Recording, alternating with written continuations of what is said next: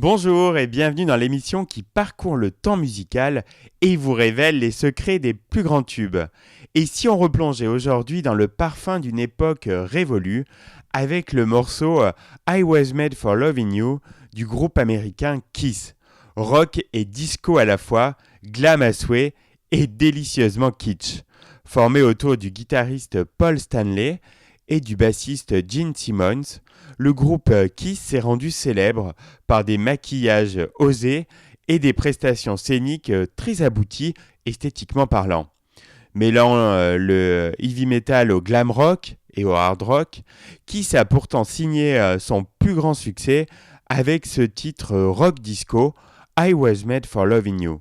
Avec cette chanson sortie le 20 mai 1979, le groupe Kiss cède à son tour à la déferlante disco de la fin des années 70.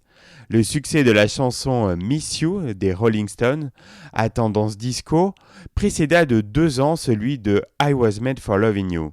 Selon le biographe du groupe, Paul Stanley, l'un des chanteurs de Kiss, composa I Was Made for Loving You en collaboration avec Desmond Child, auteur-compositeur, et le producteur Vinnie Poncia, pour prouver combien il était facile d'écrire une chanson disco. I Was Made for Loving You devient le succès que l'on connaît. Le single se hisse aux toutes premières places des divers charts mondiaux. Cela en fait le premier hit planétaire du groupe qui fera partie intégrante du répertoire de Kiss en concert.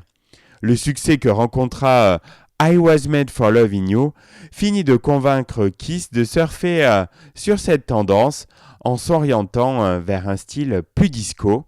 L'album Dynasty qui sort en 1979 et qui contient ce gros tube sera un album complet de hard disco. Cela laisse sur le carreau tous les fans de heavy metal que le groupe comptait. C'est le revers de la médaille. Le public traditionnel de Kiss s'éloigne du groupe, le jugeant trop opportuniste.